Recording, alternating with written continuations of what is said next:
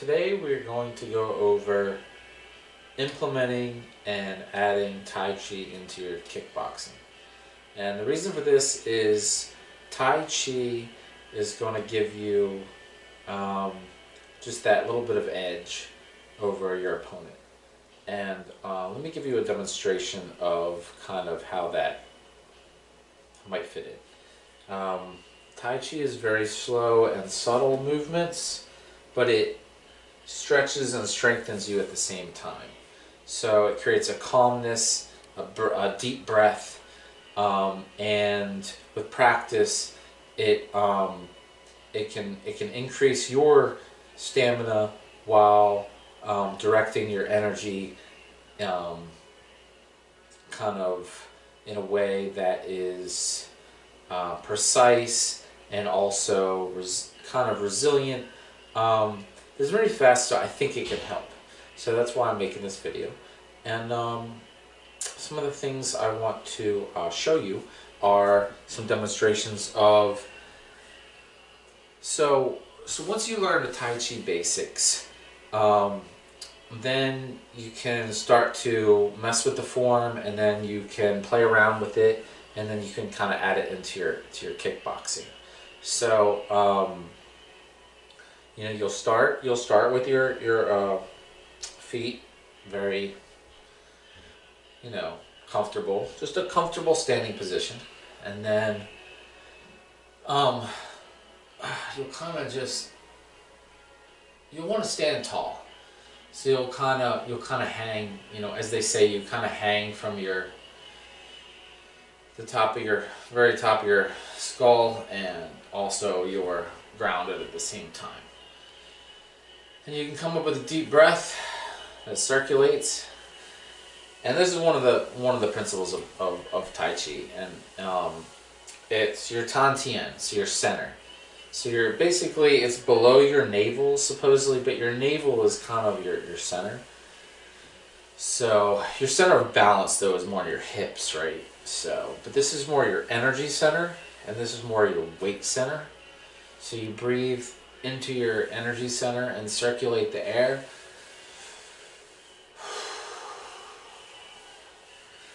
And you breathe deep into your bones, so your bone marrow condenses. So your breath brings in deepness into your bones.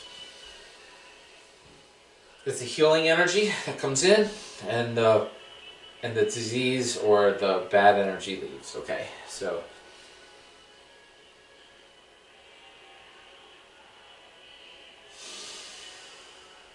that's a Tai Chi breath. Okay. So in the form that I learned is, I'll go through it a little bit.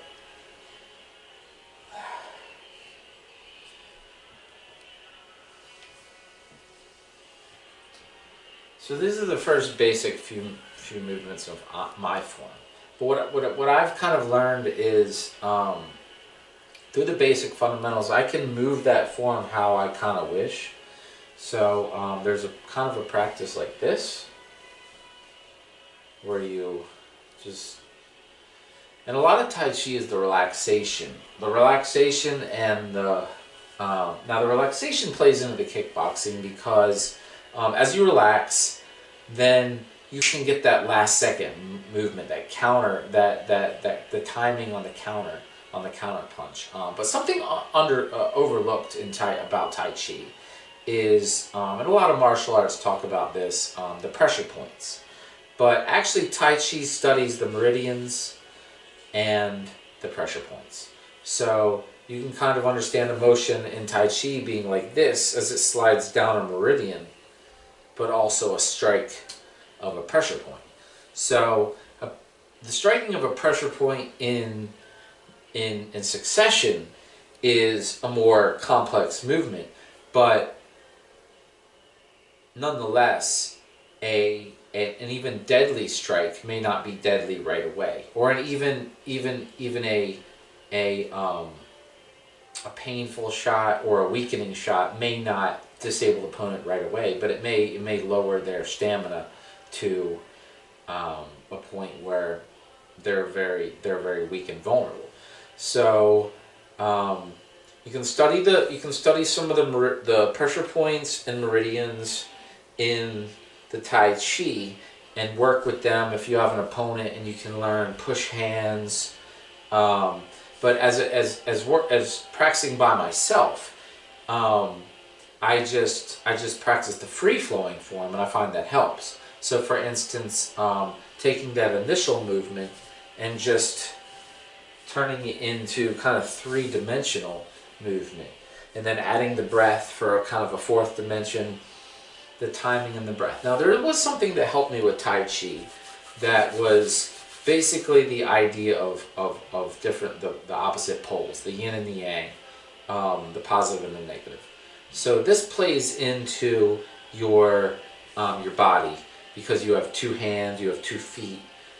So your legs, for instance, 2 legs. So one leg might be more yang, one might be more yin. Yin is softer, yang is more rigid. So you have the kind of the yang, and then the relaxed, the yin, and they flow back and forth. So you'll have one hand that can be in yang and one hand that's in yin. So if you can practice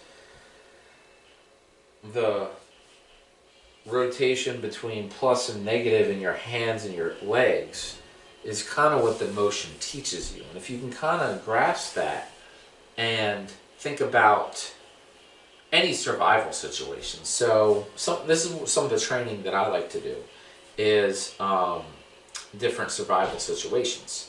For instance, let's think of a simple one, is one-on-one with a person. So one-on-one with a person, you know, I'm imagining them wanting to punch me, so I'm coming here. You know, I'm just brushing that and striking. You know, that's just what I imagine. But you can play with this in your mind. You can also imagine a dog attacking you. The dog attacks you, you want to kick it. You're like, pow! Okay, dog's attacking, pow! You know, and then however you imagine it, you know, as big as you want to go, it's your imagination. So it doesn't hurt to practice. You know, you might get mauled by a wolf or a dog or a bear, but it's just your dream. So the more you practice, the more you can learn that as that wolf or that bear attacks you, you know, you're only limited by your imagination. So the more you practice this, and that's where your training comes in. So that leads us into our training. So with our training, basically, we want to mix in the different practices. So what I believe in the Tai Chi and the yoga sort of stuff. So I just kind of practice a little bit of, you know, stretching like this, stretching like this, stretching back like this, stretching forward. Okay. All the basic stretches, you know. None of them are really bad, as long as they don't hurt, you know. You don't want to do anything too extreme with this. This is very good to heal yourself and make yourself strong. You don't want to injure yourself while you're doing this. So just kind of any little stretching, you know what I mean? Any little stuff you can do with that is gonna go a long way, you know. So let's recap, and let's kind of break into the Tai Chi and the kickboxing a little bit. So going forward, we're gonna breathe, we're gonna kind of posture, we're gonna work our Tai Chi, and then we are going to take our kickboxing form. So now that we've done our warm-up in Tai Chi, see, we go into our kickboxing form, and for our jabs, you know, he's going to teach you that everything comes from the hips. So in Tai Chi, he's going to revert back to this. So in this practice is very helpful. So you're gonna sink yourself in here, and your hands are just going to kind of you know, hang there. Your arms hang there, and then as you pivot on your heels, now this is big in Tai Chi. There's a lot of heel pivoting, which is a subtle thing, but it's very much more efficient than rotating on your toes or anything. So the heel movement can lead you to this. So you go here, here. Now what you're doing with this is you're actually striking and pressure point here on the neck. You're striking this pressure point and you're blocking your own pressure point at the same time right there. So straight, and it comes when you sink into it, and it comes from the hips. And there's something, now this leads us into the concept that is very important, which encompasses everything in Tai Chi and how it translates over to kickboxing, is the Fa Jing.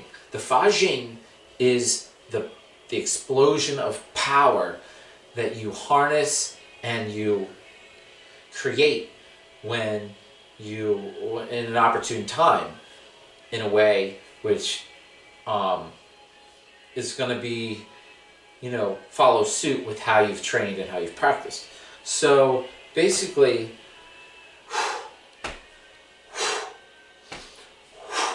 and what it looks like, I'm gonna show you what it kind of looks like, is more like, and what it sounds like. See, it's like a whip.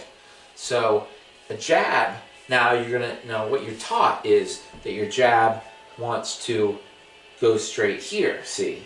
But the problem with that is that in Tai Chi, everything derives from your center. See how my hips swivel in this? See, before I even come in, my hip's going, and then pop. See, my hip is going, and then as I swivel, and I sink, and it's just, so the Tai Chi, the slow motions here teach the deep breath and the stamina, while the energy is built and meant to be directed.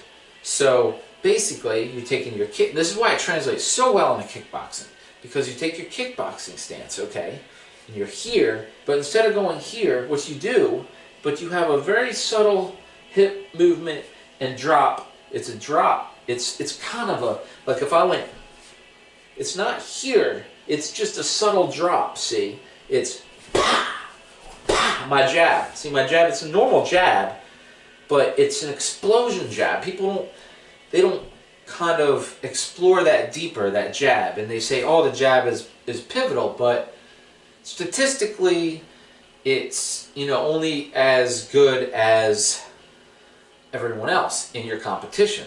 So you want to do what you can do to be your best. So this is what I believe would allow any person to be their best. In order to fight this, that would be a challenge, no? So you're here, that's a jab, and it's just as fast. And this would be how they would teach it.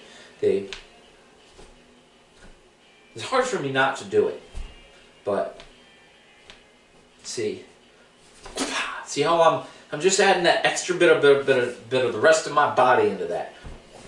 See, and then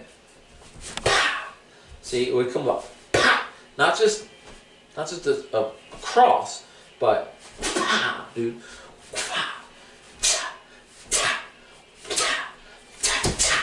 See, I basically am throwing everything into every one of my strikes. It's meaningful. Now, if you just want to play around, then you can play around with it. It's however you want to feel about it. We're going to remember our posture. We're going to try to be good posture. We're going to try to have good form, okay? So, remember that Fa Jing and your jab. Your jab. 1, 2. Now, here's some pointers with your jabs and your crosses as far as head strikes. Now, there's a pressure point here in the middle of the jaw. You can feel it. There's one under here. There's one here. There's one here. There's one here. There's one. Now, I'm not real far. I think there's one like here. You know, so there's certain pressure points. And you can hit someone really hard right here and it's not going to do anything, but you hit them right there and it's going to knock them out, see? Because there's points along the meridians that are the pressure points. And that's where there's intersections between the energy flows of your body, and that's why it's important to know the meridians, know the pressure points, and understand the Fajing that it takes to, and the cultivation of your energy to produce the Fajing. And that's where the breathing and the slow motion comes, slow movement comes in. Because when you practice the Tai Chi, and you learn form, which you can learn, then you're building and you're cultivating that energy, see? So basically, you know, work on learning maybe a Tai Chi form or Tai Chi basics. Practice yoga, kind of sprinkle it in with your Tai Chi stretches. And any other exercises that you do that aren't extreme where you're going to injure yourself are healthy. And then come back for more techniques with the kickboxing as far as strikes, punches, kicks, combos, and also more integration of the Tai Chi. So